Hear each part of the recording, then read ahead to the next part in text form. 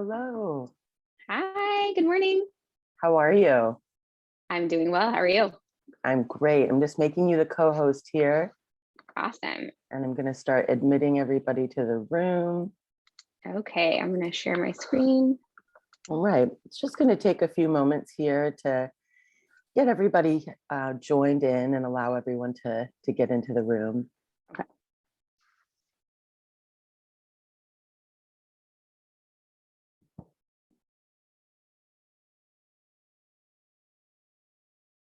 Welcome, everybody. We are so glad to have you.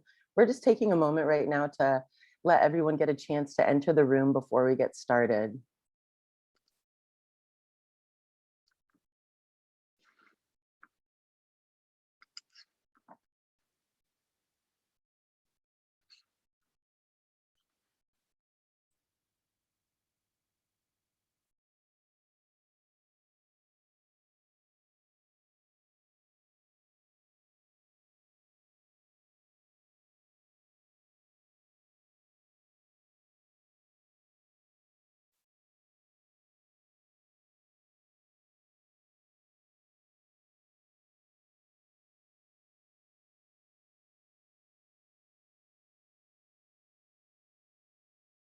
All right, we're just going to wait a few more moments here. We've got a few folks here in the room. We're so glad to have you. Just a few more moments and we'll get started. We just want to give everybody who's registered a chance to join us here. We really appreciate everybody taking the time to be here on a Saturday.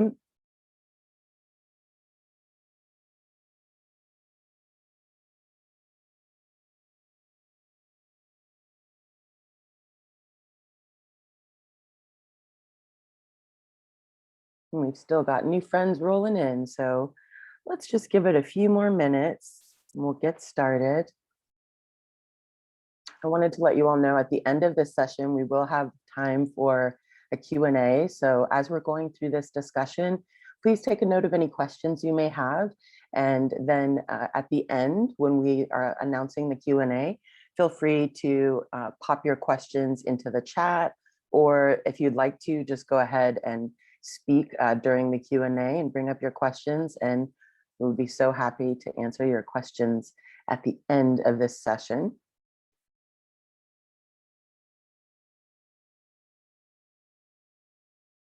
All right, so I think we're going to have people showing up in the next few minutes, but we've got so much great information, so I think we will go ahead and get started. So welcome to Summit Session number 12. My name is Danielle Sadler, and I'm the marketing director here at Adventure Nannies, and we're so happy to have you here with us today. As a biracial Black woman, I can say that the last several weeks have been truly overwhelming as we are all navigating the traumatic loss of George Floyd as we watch the Chauvin trial play out. We've witnessed the police killing of Dante Wright, and most recently seen the video of Adam Toledo. And now more than ever, I'm so honored to share some tangible ways that we can work together to fight the inequitable systems that exist in our society. To that end, I am thrilled to introduce our incredible presenter, Henriette Selestine, founder of Mama Let's Read. So I'm going to tell you a little bit about Henriette. Henriette lives in the San Francisco Bay Area with her husband and their 3 small kids. She is a biracial Black mom sharing diverse children's books with positive Black, Indigenous, and people of color characters that her family loves. Prior to becoming a parent, Henriette completed a master's degree in international multicultural education with a concentration in human rights education. Her goal as a community member is to do her part in eliminating inequities and cultural deficit narratives about BIPOC individuals. As a parent, it became quickly clear to Henriette that all children's books with BIPOC characters did not portray characters positively, and many even perpetuated negative racial stereotypes. On one Black History Month, she decided to start sharing a different children's book every day featuring positive Black characters. After receiving enthusiastic support from friends and family, Henriette decided to share these book reviews publicly and officially started Mama Let's Read. So without any further ado, it is my pleasure to introduce you all to Henriette. Hi, everyone. Thank you so much for being here. It's a pleasure to see all of your faces, some familiar and some new, or some that I've only seen online. So welcome. And as Danielle said, thank you so much for the warm introduction. And I just want to echo her sentiments that it's been a really heavy week on top of a heavy year as it relates to all of the racial injustice, both in all, the entire BIPOC communities, and especially in the Black communities and Latino communities this last week. And it's been really heavy, especially as a Black parent with 3 Black children. Every time something happens, I just think about my children, and it's heartbreaking. And especially knowing that Dante was calling his mom is just a lot. So I come to you after a heavy week, but I'm really excited to talk to you all, and I look forward to hearing from you all. And if you have any questions, as Danielle said, I'm more than happy to answer questions towards the end. So with that, I'm going to go ahead and get started. So I'm Henriette. I'm going to talk about BIPOC Kids Books, Windows and Mirrors. And I think that, let me see here. Just to get started, because people are coming from various backgrounds of learning, I did want to just have a couple of terms and acronyms to make it super clear what I'm talking about. So I use BIPOC a lot, which, as Danielle said, means Black, Indigenous, and people of color. Sometimes I might use POC as well, which is the previous term, which was people of color.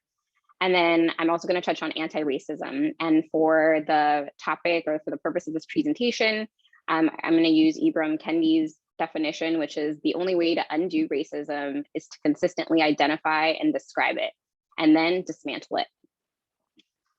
So I'm going to go ahead and get started. So why is reading diverse books important? This is a question that I think about a lot. Obviously, I'm really passionate about kids' books. And even before I had kids, I was always really passionate about reading books. I'm just a bookworm. Most of the adult books I read right now are on audiobook, but I read a ton of kids' books every day, all day long with my kids. And as Danielle mentioned, sort of for me, what started this was that I was seeing a lot of books specifically on like Black kids' book lists that were recommended, and I received them and I was really appalled.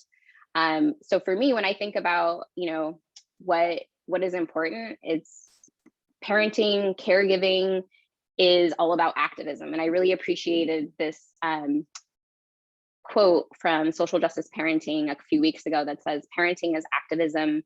What we teach in the privacy of our homes shows up in the public places of society." And that's really how I think about kids' books. Kids' books are such an important part of learning for kids, not only as far as, like learning how to read, learning how to talk, learning how to pronounce, but also about learning about the world and learning about society. And so all of those small moments that you're having with your kids, whether they're your kids or kids that you're taking care of, are ultimately going to show up in the public society. So I think that's, for me, how I always think about books is the beginning, right? We have so many conversations, we have so many interactions with our kids that sort of center or start with a book. And that's really activism. So I posted this morning, and this is a question I hear a lot, is sort of like, well, why is it important? And my question or response is always, is your bookshelf perpetuating white supremacy?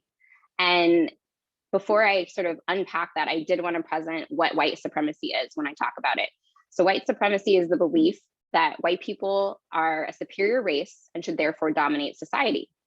And so when I think about kids' books, and the bookshelf is figurative, right? So whether it's the books at your home or the books that you're checking out or the books in your classroom or library, if all the books that you're reading only have white characters, then the kids that are reading those books or seeing those books see that only white people are important, right?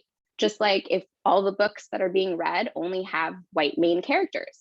Because I know that oftentimes people say, oh, I have diverse books, look at all these people in the background. And I'm like, but that's not enough, right? People of color shouldn't just be in the background. We should be main characters. We should be, the hero, be doctor. We should be the regular kid that's doing bath time with their parents. All of those stories are so important. So other questions that I like to ask people as far as the books that they're reading both with their kids and also reading at home, for leisure, is, do all of the books that you're reading, do they all have people in professions that are white?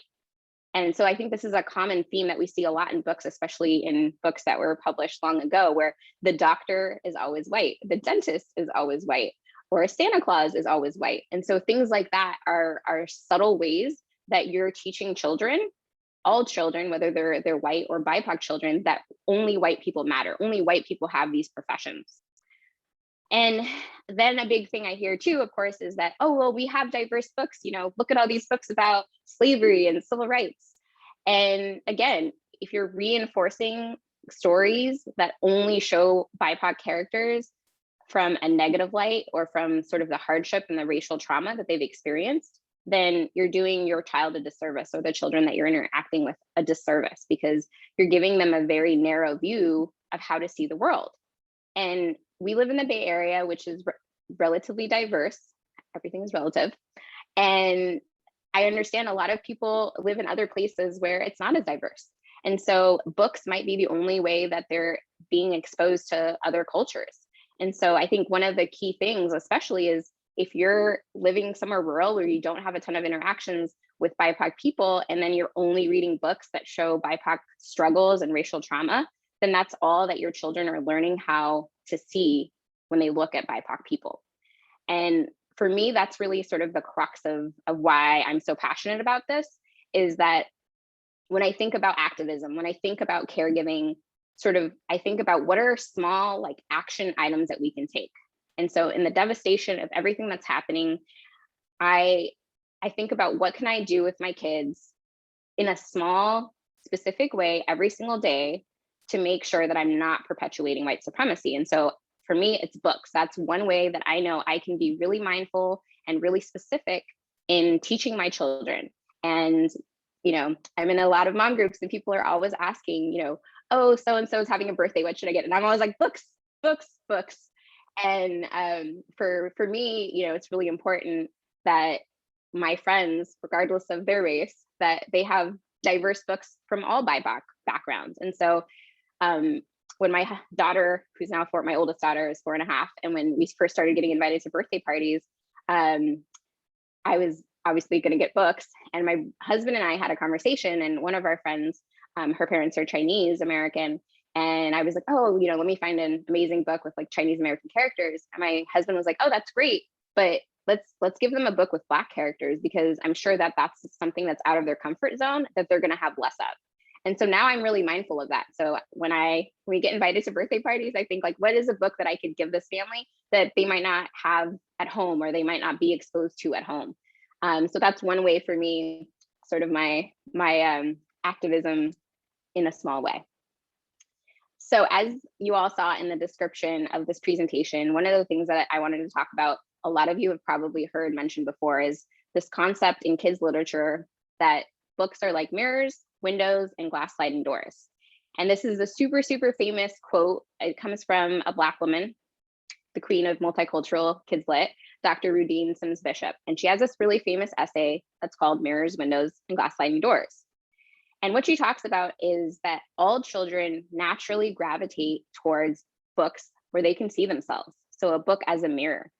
And I know as an adult, I do that too. If I see a book that, and it doesn't even have to be completely literal, but I grew up moving around a lot. And so any story that has a character where they're moving a lot and, starting fresh, to me, that really is something that I sort of seek out. And I'm like, oh, this looks really interesting.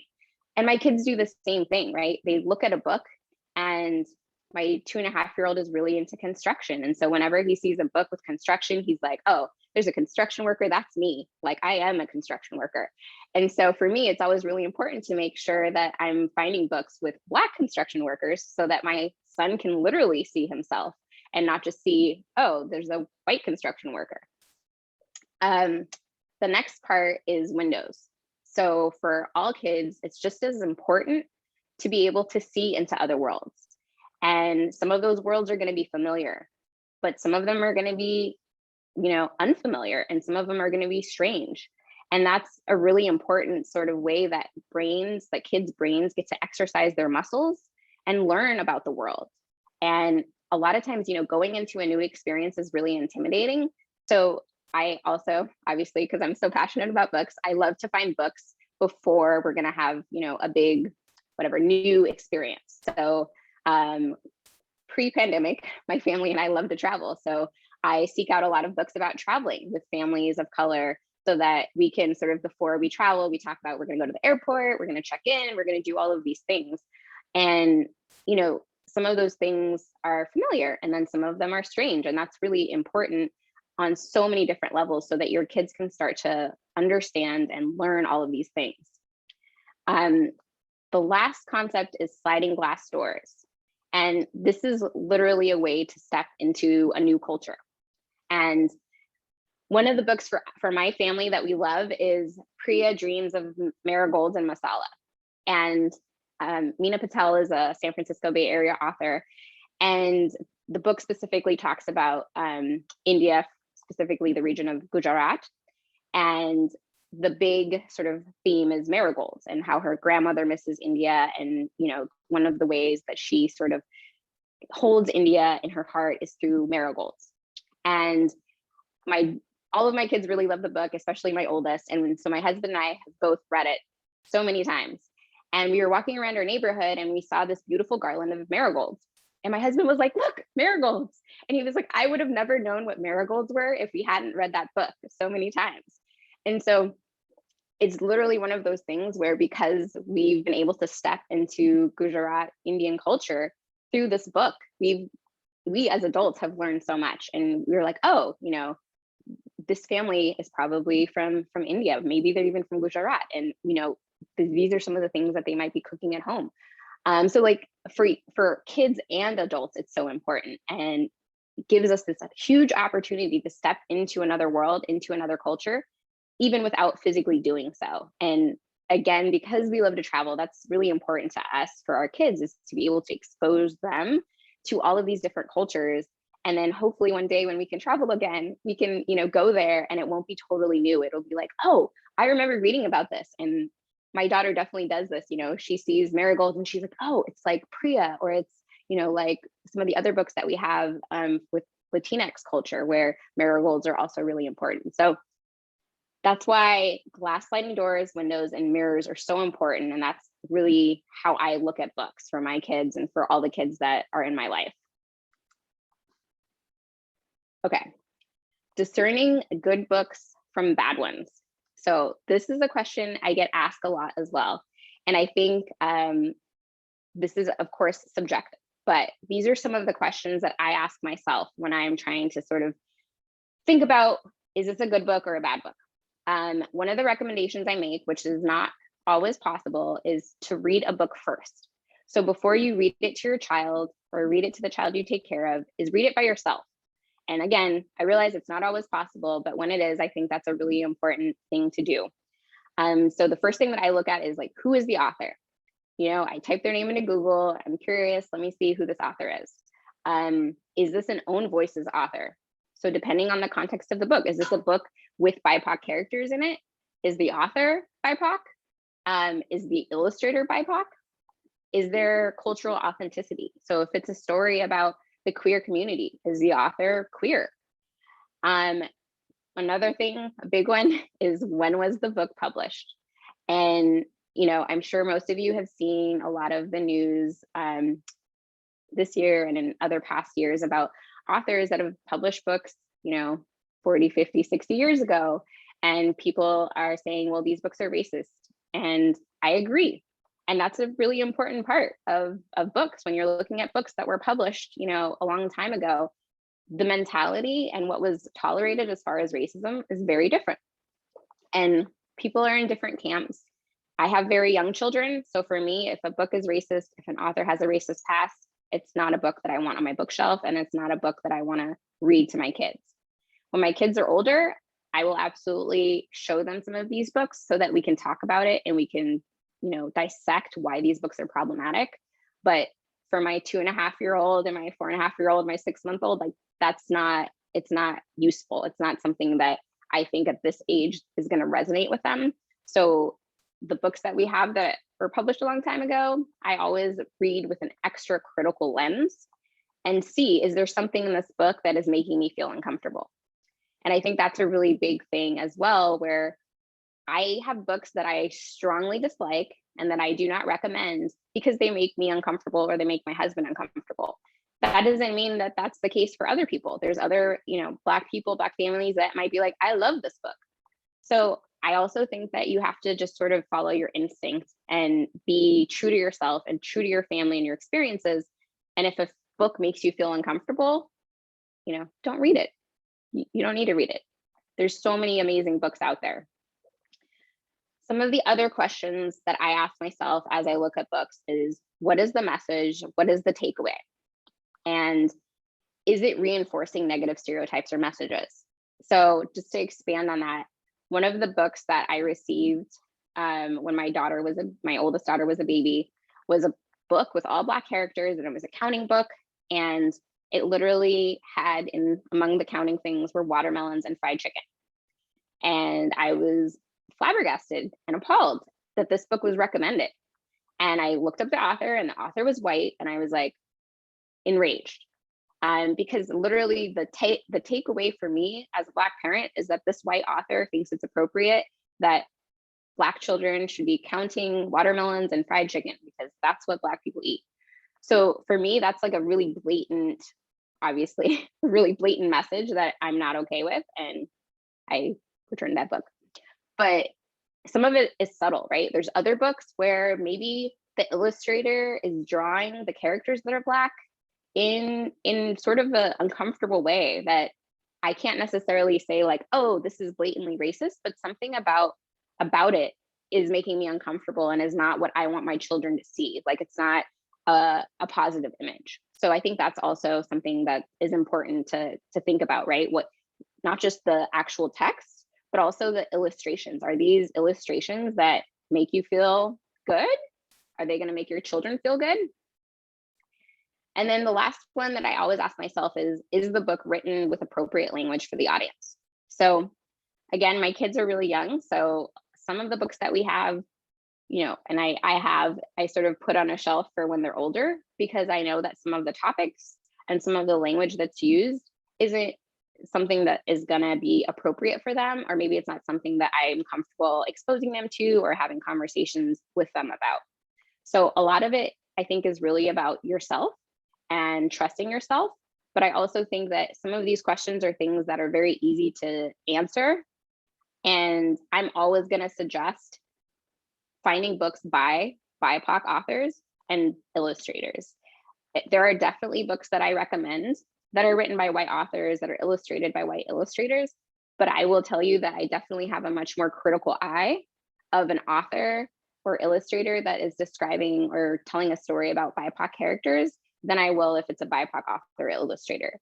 And that's just the reality, right? We all live in a white supremacist world. And so we're all conditioned by these stereotypes that are often overt and sometimes they're not. So for me, those are the sort of key questions that I always ask as I decide, like, is this a good book? Is this not a good book?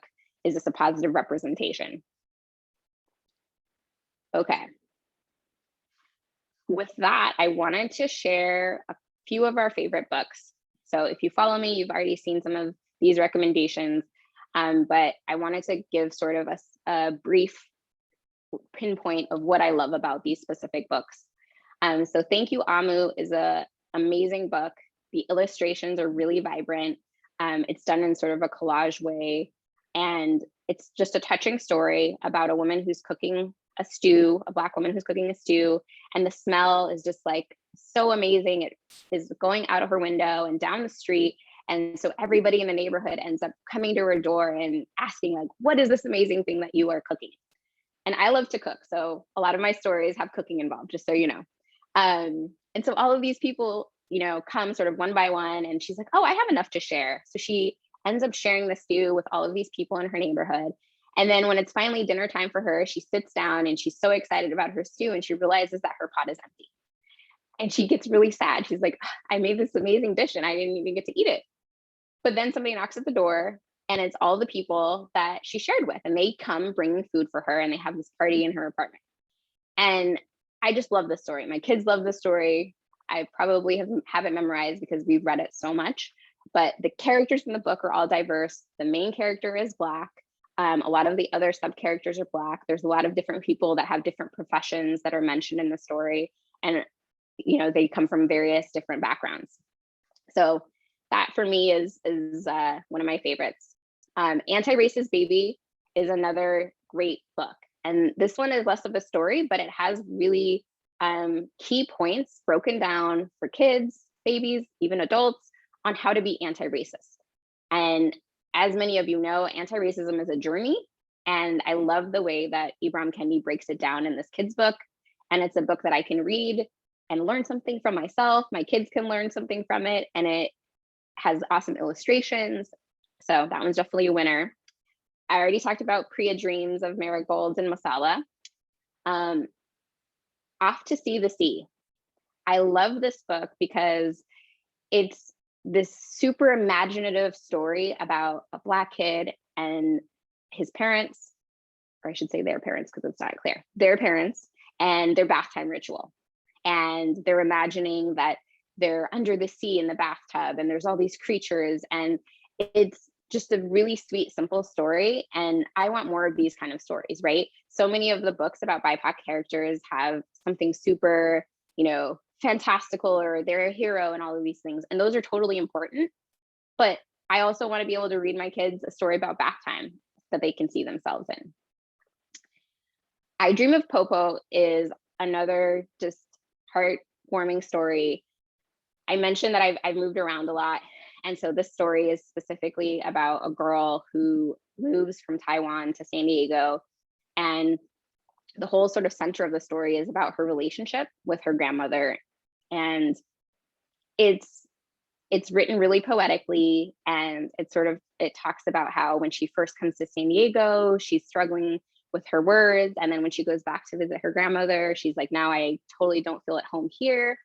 And I can totally resonate with that, having moved around so much. And so I really love the story, and I love that it showcases sort of that grandchild-grandmother relationship. Another favorite in my house that my kids really love is When Aiden Became a Brother. I have 3 kids, so I've sought out a lot of books about welcoming a new sibling. And When Aiden Became a Brother is this great story about a child that is trans, and their parents have another child. Their parents tell them, we're going to have a baby. And Aiden is just so loving and so sweet. And Aiden's number one concern is like, is this child going to have a name that they love? Because I didn't love my name when I was younger, because I was given a girl name and I'm not a girl. And it's just this really amazing story that's done super well, that talks about the queer community. It has a Black family. The author that wrote it isn't Black, but is part of the LGBTQI community. And my kids loved reading it when I was pregnant, and even when I'm not pregnant. But it just has so many awesome messages. It's about welcoming a new sibling, but it's also about just like this unconditional love and like wanting your sibling to have this amazing experience and just be happy with who they are and be accepted from day one. Another really awesome book is We Are Water Protectors. This is an Own Voices book as well, that's written and illustrated by Indigenous women. And the story is awesome. But one of my favorite things about this is the illustrations. They're so beautiful. I just want to like frame them all and put them up in my kids' rooms. But it really does this beautiful metaphor of how, as a community, Indigenous people are working to protect water and why it's so important. And throughout the book, there's a snake that is the oil that they're trying to take from the land. And it's incredibly well done. All of my kids love it. And I love, as they get older, that we can sort of break down more of the literal aspects of the story. But now, while they're still little, we can talk about more of the sort of metaphor of what that means and how we work together as a community and things of that nature. All right, the last one I'll talk about is The Many Colors of Harpreet Singh. And the story is about moving, and the boy, the main character, Harpreet, is Sikh, and he moves what looks like from the Bay Area, because there's a Golden Gate Bridge in the background, and he moves to somewhere where there's snow. And the whole story is about how he has all of these emotions and he's really missing California. But beautifully woven through the story is sort of how he chooses the color of his patka depending on how he feels. And so he has all these different colors that are associated with his emotions. And when he moves, he's like, I only want to wear white because I just want to be invisible. But then in the end, he's living in this beautiful place that snows, and he ends up wanting to wear a white patka because it reminds him of the snow in the summer and he misses the snow. And the colors are bright, it's vibrant, and it's just a really awesome story. I love it because it's also a great way to have conversations around like starting something new and maybe feeling uncomfortable and then making a friend. So there's a lot of different themes, but it also gives everyone an introduction into Sikh culture if that's not a culture that you're familiar with personally. All right. So next steps. I try to be action oriented, and especially given all of the events of this week, I really wanted to think about sort of what kind of takeaways I could give all of you at the end, sort of to summarize my presentation. And surprise, surprise, my number one is read more racially diverse books. The second is seek out BIPOC authors, illustrators, and educators. I think that, again, there's amazing books by white authors that have BIPOC characters, but ultimately it's so important to center and to pay and elevate BIPOC voices. And the stories that I love the most, like all the stories that I picked out, most of the stories I love the most are written by BIPOC authors, are illustrated by BIPOC illustrators.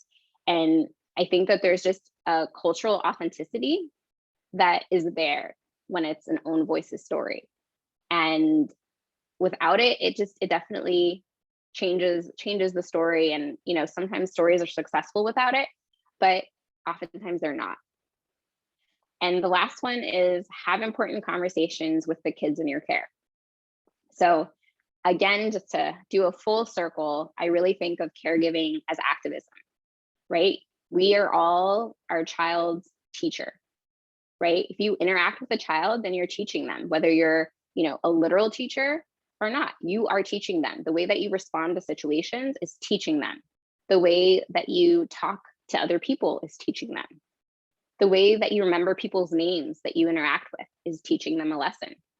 And so I think that for me, part of the book recommendations are also to really spark conversations. If these are cultures that you're familiar with, great. Then your child gets to see, a mirror. But if not, then they get to have a window or a glass sliding door into a new world. So that is my presentation, and I hope that you have lots of questions because I would love to answer them. Awesome. So I wanted to let everyone know, if you have a question, just because there's several of us in here, we want to make sure everyone's able to hear and kind of have a moment. Feel free to either type your question in the chat, or if you go to the bottom of your screen, you'll see the little smiley face with the plus sign that says reactions. And if you tap that, you can just raise your hand and then we can have people speak one at a time. But if you don't want to speak directly, that's totally cool. Just feel free to leave your questions in the chat. Thank you so much, Henriette. That was incredible. It's going to take me a little bit, I think, to absorb all of the information you just shared, but I really can't even tell you how much I appreciated that. Thank you. There's so much information, and I tried to condense as much of it as possible. So I do hope that folks have questions, because I'm happy to go into more detail if people have questions. So I did notice one person had a question about what do you do, or what is your recommendation if someone has been gifted a book that they don't feel is appropriate or that has, some racist overtones? What do you do in that situation? So it depends on the relationship that you have with the person gifting you the book. So for me, I generally see it as an opportunity to have a conversation. So I've had family members that have gifted us Dr. Seuss books. Mm-hmm. And to me was a prompting of a conversation, like, hey, did you know that Dr. Seuss was racist? You didn't? Let me show you some literature and that breaks down sort of why he was racist, why so many of his books are racist. And that for me was, I mean, it can be an awkward conversation again, depending on your relationship, but for me, it was a very like, oh, I had no idea. And especially some of the family members that we have that are older, you grow up with books, right? And so you have an emotional attachment to a book. And so for a lot of people, Dr. Seuss was what everybody read. And so when they think of kids' books, they're like, oh, I'm going to get this book that I loved when I was a kid. So for me, I take it as an educational opportunity to have a conversation. But again, it depends on the relationship. I personally, if I am gifted a book that's horrible and I don't have a gift receipt, I recycle it. Yeah. I know that there's some people in the Bookstagram world that feel like, putting sort of a disclaimer in the book about what is racist about it and how to talk about it is useful. And I personally don't fall into that camp. I don't think that there's any benefit, especially with really young kids, in reading a book and 2 or 3 explaining to my kids that, hey, this book is racist, so we're going to read it, but this is why it's racist. Right. I totally agree. And so just for folks that maybe are kind of taken aback about the information that Henriette just shared about Dr. Seuss, there actually was kind of a large backlash that happened within the last few months. And one place you could go to check out to learn a little bit more about that is a website called The Conscious Kid. They're on Instagram and Facebook, and I really love a lot of the information that they share, but they've done a very thorough deep dive into Dr. Seuss and into the author, his racist past, and a lot of the really problematic things that he produced in his early years. So I think, it can be scary to realize that some of our, quote unquote heroes were very problematic. But I think that, as Henriette mentioned, parenting and nannying, caring for young children, this is activism. And in so many ways, by protecting them from these harmful ideologies, we are really setting up our society for a much more equitable future. So I do have some more questions here for our amazing audience. So we've got a question here that says, I have kids who are growing into chapter books. Do you have a good resource for chapter books written by BIPOC authors? That's a great question. So I haven't found an amazing resource that specifically focuses on chapter books. I am definitely starting into the chapter books more now that my child is sort of ready for those. The book that comes to mind right now, there's a 2-book series that's called, the first one's called Dragons in a Bag, and the second one is called Dragon Thief. And I've reviewed the first one. If you look at Mama Let's Read on Instagram, I haven't reviewed the second one yet, but they're written by a Black author whose name I can't remember off the top of my head right now, but they're really amazing. They take place in New York, and they have some sort of like fantasy aspects with dragons and magic. So that's the first book that comes to mind. I think that there is definitely a need for more chapter books by BIPOC authors, especially for sort of like early readers. I think there's starting to be a lot more books in sort of the middle grade and like young adult books that are really awesome. But I feel like as far as like sort of the early readers, like, 1st through 5th, 6th grade, there's definitely less BIPOC books that I have come across so far. But as I come across them, I'll share those. Okay, awesome. We have a comment here from one of our viewers who mentioned that there's a website / organization called We Need Diverse Books that has some chapter book recommendations. So that might be interesting to check out. We Need Diverse Books. If you just Google that, you might be able to find some resources. We also have somebody who would like to speak up. Aori, I'm going to go ahead and unmute you here if you'd like to ask your question.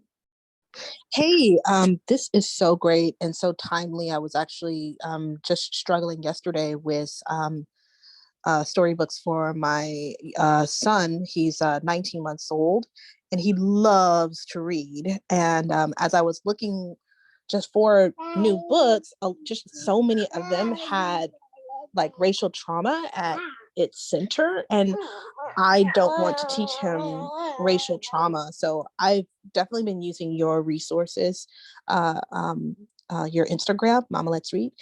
And I did want to share one other book that he really loves. It's called Full of Hugs. And it's just about a little boy who visits his grandma, and she's cooking and he's hungry. And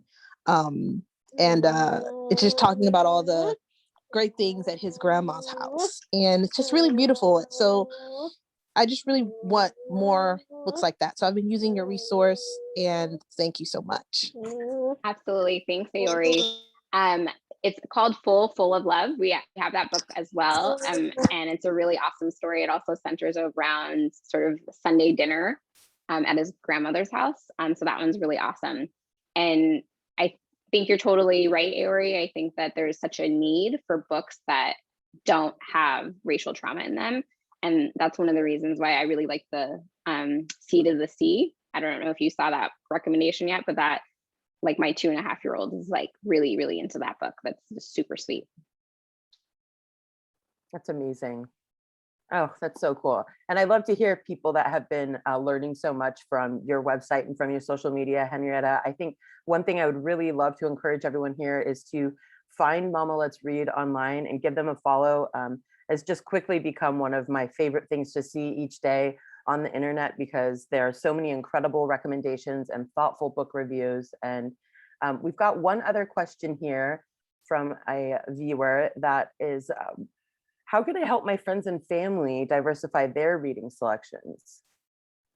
That's a great question. So I think it depends on, again, relationship wise. So for me, I like to share, some of my friends that have kids that are similar ages. I will just share, like, hey, I just checked this book out from the library, or I just got this book and it's so amazing. I think, your kids would really like this book. So that's one way to do it. And the other way to do it is to gift them books, for special occasions, whatever, birthday and holidays and things like that. And one way, especially too, with family wise, if you are asking, for gifts for your kid and you put together sort of a book wish list, that then sort of sparks other people to, oh, maybe my kids would like this book as well. So those are some of the ways that I sort of try to be proactive about it. And then I think also having conversations, right? So which depends on the relationship that you have, but I think having these conversations is really important. And if you're not having the conversations, then you're not really giving people an opportunity to learn. So I'm definitely a direct and sort of blunt person. So for me, I really like to just have a conversation about it and say, hey, I've noticed that a lot of your books have characters that look the same. Have you ever thought about, adding more books with different characters, especially BIPOC characters? These are some of the books that I really like. I love that. That's really helpful. I think that's a really great recommendation. So next we have Debbie, who has a question, and I'm going to unmute you here, Debbie. We'd love to hear from you.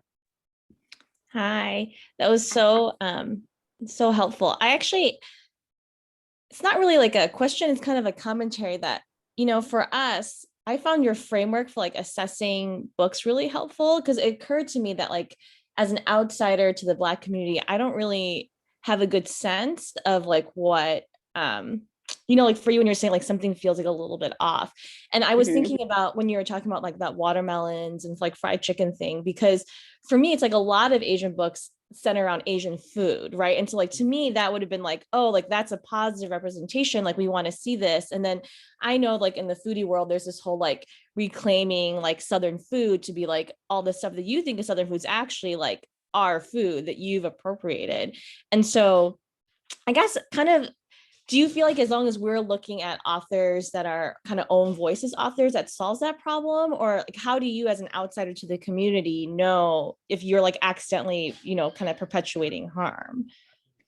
That's an excellent question. And I don't think that there is a black and white answer to that question, but I think that the biggest thing I think is having conversations and learning. And so, some of the other resources that were mentioned, like the Conscious Kid, and there's another one, I think it's called Here We Read. And, we need diverse books.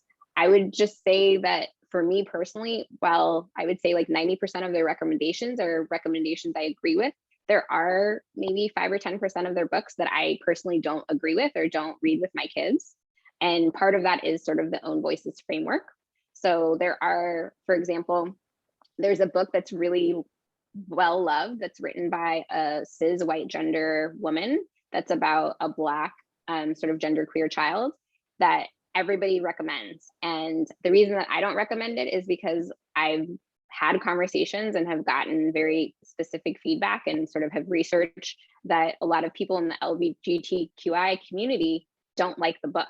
And they really feel like the author is sort of taking up space in a world that she has no cultural authenticity in.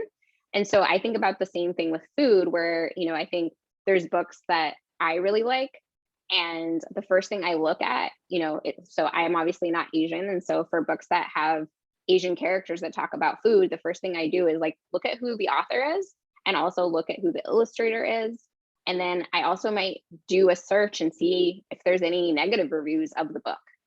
And just to be more aware, since I'm not Asian, you know, is there something that I'm missing in this book that I don't have the lens to identify? So, you know, it's a lot of heavy lifting if you're really invested in picking the right books, right? And that's also why I say, like, I think it's important to read the book as an adult first before you read it with your child, because I've definitely had moments where we got a new book and I was like, oh yeah, let's read the book. And then I was like, oh, this is not, you know, this is not actually something I feel comfortable with. And again, you know, there's so many degrees where there's books that, you know, talk about, so for me, another big pet peeve that I personally don't recommend books with is books that talk about skin color like food. And a lot of people are totally, you know, on board with that. I personally don't like that because I feel like it just opens up sort of the floodgate for teasing for kids. If you start to sort of say it's okay to compare, you know, so-and-so skin to chocolate and to cinnamon, then I'm like, it's really easy to say, oh, well, your skin is brown and it looks like poop. Right. So for me, those are reasons why I personally don't recommend those books, because again, when you look at messaging and when you think about from a child's perspective, to me, I think you're sort of saying it's okay to compare people's skin color to food if you're reading those books. And then it's a slippery slope, right? So, well, I can compare it to food, then I can compare it to other things like mud and poop and, you know, plants. So for me, that's where I personally just sort of try to navigate it by really like digging into who the author is, who the illustrator is, and seeing if the community has said anything about it. I love that. I think that the advice that you've just shared to do the legwork that, you know, is more time consuming and it is an investment of your time, but I think it's so meaningful to say, okay, before I present this book to a child that I'm caring for or to my own child, I'm not only going to, you know, make sure that the person who is writing and illustrating this book is someone who is a member of the community they're representing, but I'm also going to maybe do a Google search and read through a couple different articles and purposefully be searching to see, you know, is there some sort of negative feedback about this book from the community that it represents? Because I think as with so many things in life, it's so vital that we really listen to the people who are being represented and believe them. And, you know, sometimes, you know, like Debbie mentioned, I may not necessarily understand certain aspects of another culture that maybe would be problematic, but it is my responsibility to do my due diligence and research and try to figure out those areas of those blind spots and my own internalized biases, and make sure that as I'm presenting information to children, especially, that I've investigated all areas around the people who are producing that content, so that I make sure that I'm sharing something and bringing something into the kids' lives that will be uplifting and grounding and will provide them with the opportunity to learn more about themselves and more about the world. So we've got a few more comments here. Sophia mentioned, I like Lee and Lowe for finding diverse books. Yeah, and sorry, to add on to that point, I was gonna sort of expand on that. I agree. Lee and Lowe is really awesome for books. So one great way to find other books is to look at publishers of the books that you like.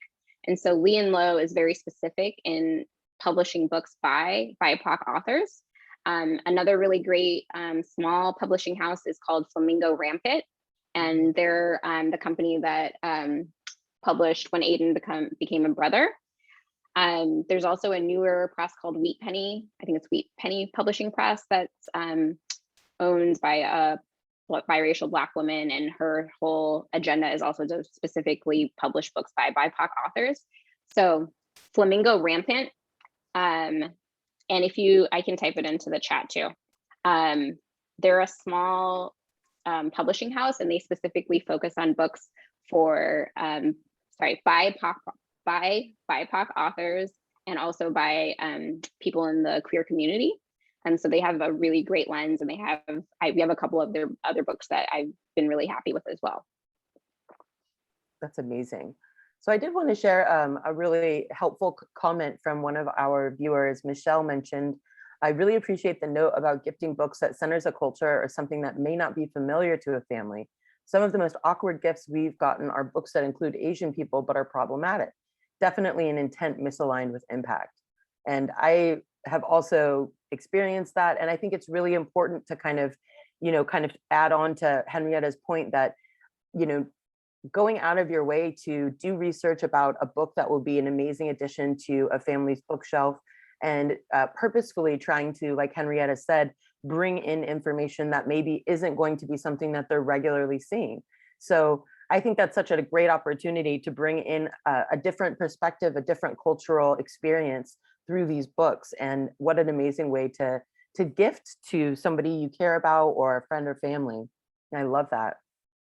And one thing to add on to that thought is also, like, I like to gift books that my kids really love, right? So especially if we're doing like a birthday party or a cousin or, somebody's celebration, I like to ask my kids, what's one of your favorite books right now? What is a book that you think that they would enjoy?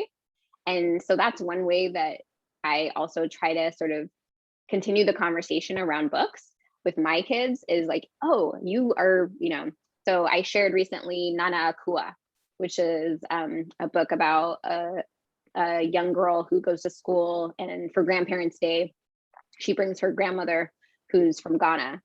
And my father-in-law is from Ghana, and my daughter has been wanting to read this book for every occasion. So we've been reading it like 3 times a day. So I know if we have any, gifts to give in the near future, and I ask her, like, what book do you want to give? It's going to be that book. So that's also a really nice way to sort of diversify your friends and family's bookshelves, is by giving them a book that resonates with you or resonates with your child. That's really great. That's such helpful. I think that's such a helpful detail too, because by doing that, you're also strengthening the bond between, your children and their children, to have this kind of different topic to understand and to read together, and to then be able to kind of share in the experience of what they thought and felt about that book. I think that's really cool. And sorry, I just thought of one other thing as you were saying that. So one of the things that I do as well is, whenever my kids are in educational settings, and when I look at sort of like preschools or schools in general, I always look at their libraries, and I always look at their books, and I always ask the teachers if they'd be open to book donations, because it's so important, right? And obviously we know our school system has huge challenges, and finances are definitely one of them. And so I like to think of, like, what are a few books, obviously depending on your budget, like, is there, 1 or 2 books that are so impactful to your child that you could donate to their classroom, that will sort of give them an opportunity to connect with other kids in the classroom, and that other kids can then have sort of a window into their world and something that's meaningful to them. And so especially for my children, I just think, going into so many settings where they're, one of few Black children, I think it's so important that they have books where they can see themselves on the bookshelves. And I always also advocate that they get rid of any Dr. Seuss books. Yes, absolutely. Well, that is so incredibly helpful. Thank you so much, Henrietta. I cannot tell you how much I appreciate your time. This has been such a difficult couple of weeks, and honestly longer than that, but I really appreciate you for taking the time to invest in creating this incredible presentation for us, and to all of the hard work that you're doing with Mama Let's Read to bring these incredible books and reviews to so many different people online. And I just want to tell you how much of an impact you've had on me personally, and I'm just so grateful for you and for your time. Thank you so much. Thank you. And thank you for inviting me to have this presentation today. It's been a lot of fun for me as well. I think about so many of these things so often. And so it's been also fun for me to sort of put it all together and share it with all of you. Well, we are so grateful. And, to our viewers, I want to let you know that we will be having a wrap-up blog post on adventurenannies.com that will share a lot of the resources that Henriette has touched on here throughout this conversation. We do have a blog post up already that talks a little bit about this session that has some of the resources that were mentioned. So be sure to check out our blog post for more info, but absolutely go and check out Mama Let's Read on every social media platform. Check out the website and definitely follow them. And you'll be able to see so many incredible recommendations on such a regular basis. And in addition to book reviews that provide so much insight, it really kind of changes your perspective about so many of these books. So thank you again to Henriette. And I wanted to let you all know, if you want to mark your calendars, our next summit session is going to be happening on May 8th. We'll be discussing conscious parenting with Sarah Sticklin. So I just want to say thank you again from all of us at Adventure Nannies. Thank you for your time. And thank you again to Henriette. I hope you all have a really wonderful rest of your weekend. Awesome. Thank you so much. Thanks. Bye-bye. Bye.